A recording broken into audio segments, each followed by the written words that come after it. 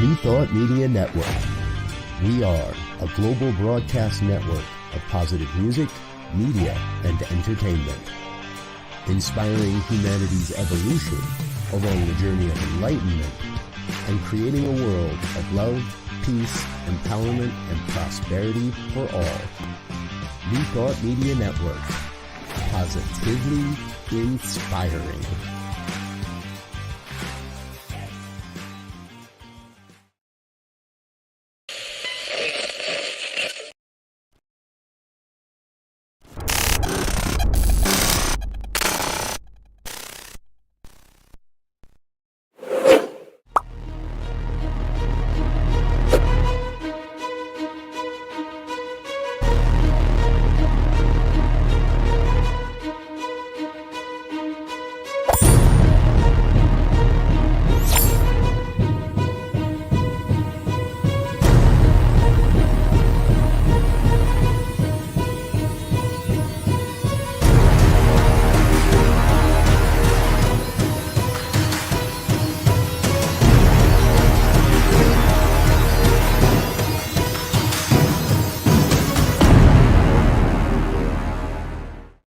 And hello again, dear ones. Dr. Robert with you here on a Friday evening. It's 5 o'clock on the Mountain Time Zone, and that means it is time for the good news. The opportunity we take to share in different stories that we find around the internet that remind us we really are creating a world that works better for everyone. I am so grateful that you are with us here this evening. We got a great lineup of shows for you, and I want to remind everybody that you're welcome to chat along, chime along, drop a comment as we go. If you're watching on the live broadcast, if you're watching a replay, hey, feel free to chat along as well. I'll see it eventually, I promise. All right, let's get into it. First up tonight, I learned a new term about wind power. It's called wind repowering. Now, as original or older wind turbines have begun to show signs of aging, wind repowering is fixing all of this. The idea is revamping old turbines with more efficient components or putting new state-of-the-art turbines as a whole in place of where the originals were. These new components can be more efficient and reduce noise and deliver higher overall energy output. Denmark's been working on this idea, became an earlier adopter of wind repowering with a 1.3 gigawatt gain in capacity and a reduction of 109 wind turbines. Overall, substantially increased wind energy production with fewer turbines. Good work, Denmark. Now, promising data promoted a surge in wind repowering projects, and there are, as of 4 years ago, 86% of wind energy projects were classified as repowered. The signs of success and scalability showed other countries the benefit of wind repowering, and now the U.S. has more than 40 active wind repowering sites with over 2,500 turbines having some type of renovation at any given moment. With the help of large energy corporations like General Electric, there's responsible for 4 gigawatts of energy, enough to power more than 30 million homes. Wind repowering also increases the lifespan of turbines as much as 20 years and reduces the need for maintenance. Repowered turbines are also quieter, sleeker, and produce considerably more repowering, wind turbines. It makes sense. The engine starts failing, you reboot it, you rebuild it, get in there, get a little grease going, get those gears working in the right fashion again, update the equipment. We do it with vehicles, why not with turbines? Good work out there, folks. Hey, here's another fun story I found. And, we find most of our stories over at the goodnewsnetwork.org. That's the goodnewsnetwork.org. Be sure to give them a little bit of love and attention as well. They do a great job of curating good news stories. So here's one I found. Forgot to advance my slide. There it is. Amsterdam. Now, Amsterdam is known as the city of. It has an expert water management system, And what's happening now is water managers are transforming the city's skyline from one of terracotta tiles, concrete, and shingles into green grass and brown earth. They're turning it into a sponge city. It's all part of a new climate resiliency trend that is happening, and in both architecture and civic planning, known as sponge city concept, in which gardens of water-loving plants, mosses, and soil absorbs excess rainwater before feeding it into the building for use in flushing toilets and watering plants throughout the building. If heavy rains are predicted, a smart valve system empties the stored rainwater into the municipal storm drains and sewers in advance of the impending weather. This allows the roofs to soak up more water and reduce flooding in the city as an overall. In this way, the rooftops of buildings can be wrung out and filled up just like a sponge. In Amsterdam, 45,000 square meters or 11 acres of flat metropolitan rooftops have already been fitted with the systems, and the contracting firms behind the technology say they make sense in dry climates like Spain just as much as in wetter climates such as Amsterdam. Altogether, Amsterdam's sponge capacity is over 120,000 gallons. One of the innovators said, "Our philosophy in the end is not that on every roof. Our philosophy in the end is not that on every roof everything is possible, but on every roof something is possible." We agree with that one. The article continued on to say that some cities are also trying to use solar panels on top of the roof as well. And the moisture between the plants underneath keeps the solar cell from overheating, and the solar cell is able to create even more power in a symbiotic relationship. What a good story. I love this. We're going to be tracking that one, folks, and continuing to follow along. Hey, here's another one. You all know how I love animal stories. Well, this one takes a little bit of a different tack. In a recent study that looked at the effects of European bison on the ability of forests in Romania to store carbon, they found out that the large animals do a great job. They're increasing the storage carbon potential of forests by 10%.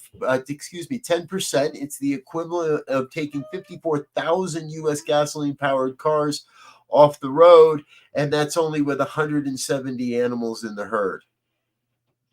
In 2014, Romania reintroduced a herd of European wood bison into a mountain region that has grown from 100 to 170 head in that time, rooting around in the woods, scrubbing fields for their fodder, rolling around on the ground and stomping, breaking, and squishing the landscape up with their hooves are all important ecosystem mechanisms that have been absent for decades.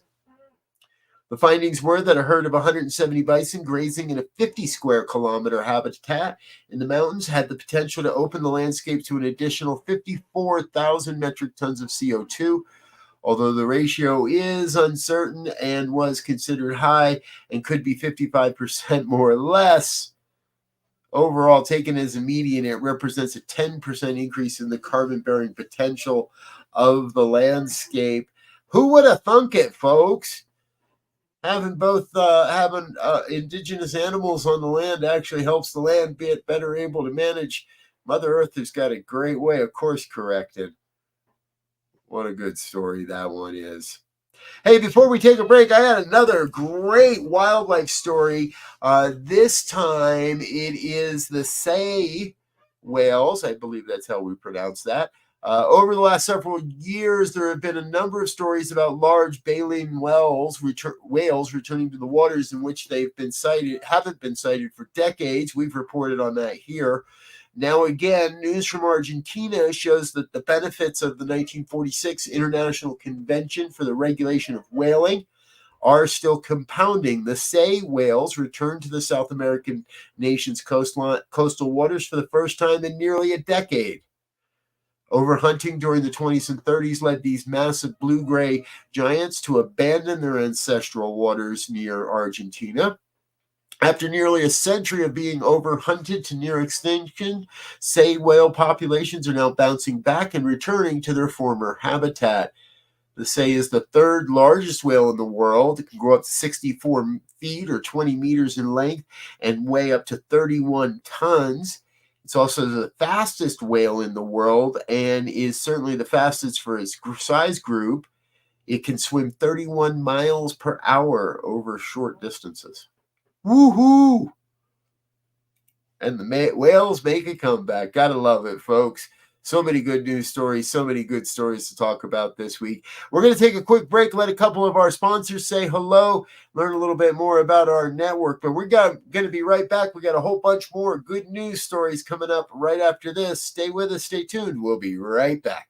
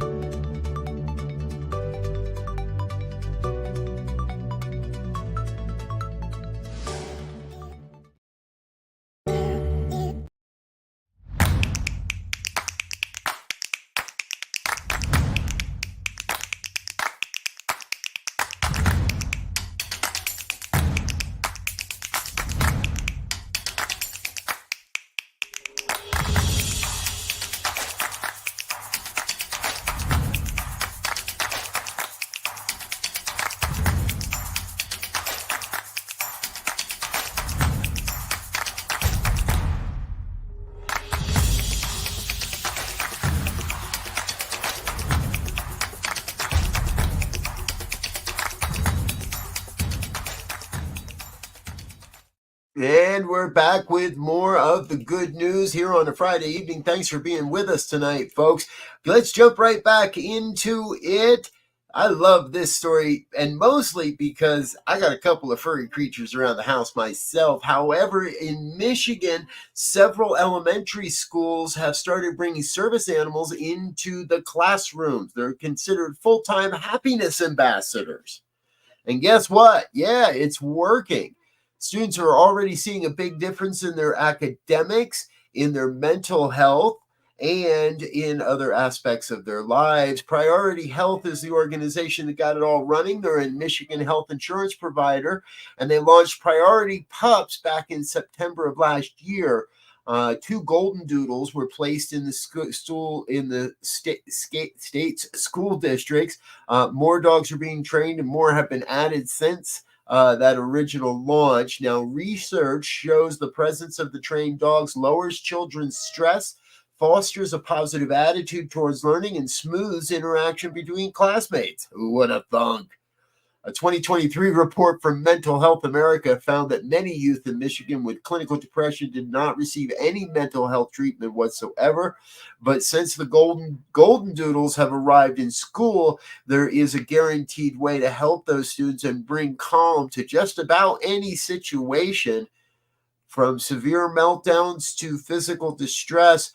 Students that are stressed out or just having a tough time can ask for one of the happiness ambassadors to come on in and join them. Teachers that can call for a service dog as well if they feel one is, if there's one that there's in a couple schools, but they're expanding. I love this story. I love the human interaction with nature and natural life, and another reason we've always called dog humanity's best friend. Gotta love it. Hey, I found this story really interesting. What if you had the power to heal yourself? Well, here in New Thought, we know that is true. And in Australia, there's a doctor, Professor Richard Scollier, who has healed himself of a cancer that at one time was considered untreatable. He's remained cancer-free for 1 year after undergoing a pioneering treatment for glioblastoma, one of the most aggressive and deadly forms of brain cancer. The whole hook here is that the good Dr. Richard had a hand in creating the treatment that eventually saved his life. He's been sharing his joy on social media. You can learn more, find any of it. He says, quote, "I had brain MRI scan last Thursday looking for recurrent glioblastoma and or treatment complications. I found out yesterday that there is still no sign of a recurrence, and I couldn't be happier." He also said, "We've shown that you can activate the immune system and do it very well. This is now a foundational first step to change the field and the way drugs are explored in brain cancer." And I believe we're opening the door to better explore how spiritual mind treatment and affirmative prayer can be used in curing all sorts of things. Good work out there. I love it. Hey, here's another health story that I thought really deserved some attention, and I wanted to share it with you. Stem cells are being used and more widely in treatments across the spectrum of medicine, but a recent breakthrough in Shanghai promises the best may be yet to come. A senior who had suffered from type 2 diabetes for 25 years hasn't taken insulin for over 33 months after he received a regenerative islet cell transplantation. Diabetes, particularly type 2, the form that can develop into one's life because of poor diet and lifestyle choices, is one of the most preventable non-communicable diseases on Earth. China, in particular, is one of the world's diabetes hotspots, with 140 million people unable to make their own insulin and so suffer from kidney problems, blindness, amputations, and cardiovascular problems. This new breakthrough, however, coming after 10 years of research and testing, has the potential to change this paradigm of sickness forever. Yin Ho, a leading researcher on the team and director of the Shanghai Hospital Organ Transplant Center, said they took the patient's own peripheral blood mononuclear cells and used existing methods to reprogram them back into pluripotent stem cells for injections into the pancreas. A lot more medicine than I'm used to, huh, folks? Follow-up examinations after the treatment showed that the patient's pancreatic islet function was effectively restored, and his renal function was within normal range. The paper was published in Cell Discovery on April 30th, and future studies should explore the pharmacology of drugs that might provide off-the-shelf equivalents for islet transplantation. Good news happening all across the world of medicine, folks. Gotta love it. Gotta love it. All right, we're going to take another real quick break. Let a couple more people say hello, but we've still got more good news coming your way, including this week's Hero of the Week. So stay tuned. We'll be right back after these messages. The New Thought Men's community proudly presents New Thought Men's Summit, Foundations, an online conference, September 22nd through 27th. Register today at www.newthoughtmens.community. Featuring 22 New Thought speakers, ministers, and visionaries, sharing their wisdom of modern spiritual masculinity. New Thought Men's Community. Empowering wholeness, centered in spiritual living. Please help us say thank you to our organizational sponsors, including the Hefferland Foundation, Affiliated New Thought Network, International New Thought Alliance, Science of Mind Archives and Library Foundation, Center for Spiritual Living Denver, Center for Spiritual Living Midtown, New Thought Philadelphia, Planned Happiness Institute, Summit Center for Spiritual Living, One Heart Retreats, Center for Spiritual Living on the Lake, Unity Kitchener, Unity Spiritual Center Ottawa, Om Center for Spiritual Living, Satya Center, Begin Within Ministries, Center for Spiritual Living North Jersey, Unity of Savannah, and the Center for Spiritual Living Seattle. as well as all of our individual donors. Thank you for being part of the New Thought Media Network. Please like, share, and subscribe. New Thought Media Network, positively inspiring. Yes. Thank you to all of our organizational sponsors and individual donors. It's thanks to folks like you that we can continue to share these good news messages out into the world. All right, next up, all the way from Ohio, a heartwarming story of kindness. It all begins when a woman calls a local pizzeria, Pizza Aroma, and orders 16 pizzas worth over $100 for pickup the next day. Now, the manager, Rocky Kiefer, says that the next day came and she called right before the order was to be ready, and they told her they're all in the oven, but she never showed up.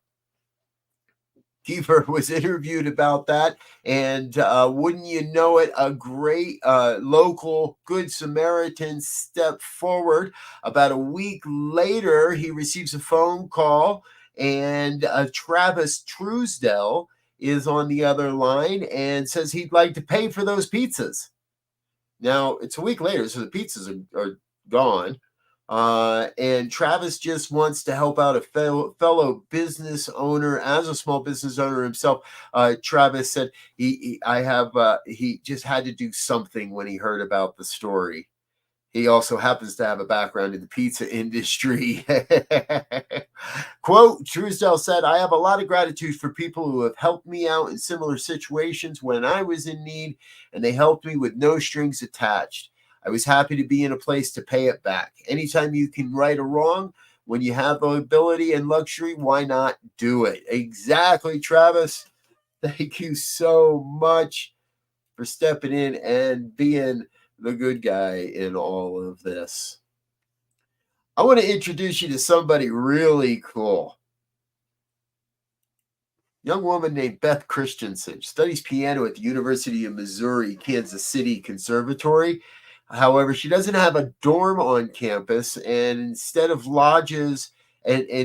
she lodges at Clare Ridge Court, which is a senior living facility in the nearby town of Prairie Village. She was placed there in July 2023 as a student in residence by a partnership between the home and the conservatory. Christensen says that the experience has been special and that many of the residents are more than just friendly faces she sees while playing a bit of jazz or maybe classical music. She feels they've become true friends. She also shares, "It's really fun to have a relationship with your audience as a performer. In the beginning, I wouldn't do anything too out of the ordinary. I'd bring a vocalist sometimes, or I'd play classical music. As I got more comfortable, I'd try new things and play more recent music. Sometimes people wouldn't like it, and they would let me know. Others love to see where the future of music is going. It's fun to be able to ask what kind of music people want to hear and work it into my repertoire." In exchange for her stay at the home, she's encouraged to immerse herself in the community as much as possible, in addition to the routine performances, for which she may also bring in other musicians from the conservatory. Christensen's free time is filled with games of chair volleyball, her doing a puzzle, and talking about education with her friend Pat, a former teacher. All of this is a partnership and is supported by Clare Ridge Court residents Charlie and Mary K. Horner, who were involved in the conservatory for decades, and the director of Clare Ridge said that her presence has been enriching. Music is such a connecting force. Christensen added, "It bridges the divisions that exist between people. Having opportunity to make connections with a community that's several generations older than me has been so special." Yes, I believe it should be. Thank you, Ms. Christensen. Great work out there. All right. Hey, we share and focus on a lot of people that do a lot of good. And sometimes, well, family is definitely thicker than water. Let me share. Recently, there it is. This all comes to us from the United Kingdom. In a dramatic display of bravery and sisterly love, Georgia Laurie has been awarded the prestigious King's Gallantry Medal for saving her twin sister Melissa from a life-threatening crocodile attack. This all took place back in June of 2021 in Mexico's Malatep Lagoon. It's a serene swimming adventure and the adventure turned into a harrowing experience. The Lori twins, along with friends, were enjoying a bioluminescent waterfall on a river off the Malatepec Lagoon. The location is deemed safe by locals. However, eventually, after a bit, a crocodile suddenly attacked Melissa. Although she was trying to reach the shore, Melissa was dragged underwater by the croc, and her sister Georgia, spotting her sister face down in the water, sprang into action without hesitation. Georgia later told local officials, "That's not a sight you want to see." And ignoring the danger, she swam to Melissa, revived her, and helped her regain consciousness. However, the crocodile returned, and Georgia ended up in a desperate battle. With one hand, she kept her sister's head above the water, while with the other, she fiercely punched the crocodile. "I managed to get her somewhere more secluded," said Georgia, "but the croc came back for a third time, and that's when it death rolled her in front of my eyes." Refusing to give up, Georgia continued to fight the croc, sustaining bite injuries to her hands, and her relentless assault eventually made the crocodile release Melissa. "I just punched the heck out of it," said Georgia. A passing boat rescued the sisters, and they endured a tense 25-minute ride to the shore. Melissa suffered severe injuries, including a complicated open wrist fracture, puncture wounds to her stomach, bowel, intestines, and numerous bites on her legs, foot, and glutes. Despite the ordeal, both sisters have since fully recovered, and Georgia's extraordinary courage and quick thinking did not go unnoticed. The Gallantry Medal from King Charles III honors civilians who put themselves at risk to save others, a fitting tribute for Georgia's heroism. And that's not even our hero of the week, folks. We've got even more. Let's get to it.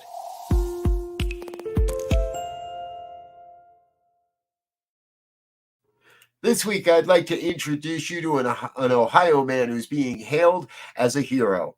He rescued a baby from a devastating house fire in Cleveland. The incident unfolded early last week when firefighters responded to a distress call reporting a blaze engulfing a residence in the 3600 block of West 102nd Street. Amidst the chaos, the mother managed to escape the inferno with one of her twins, but her other child remained trapped inside.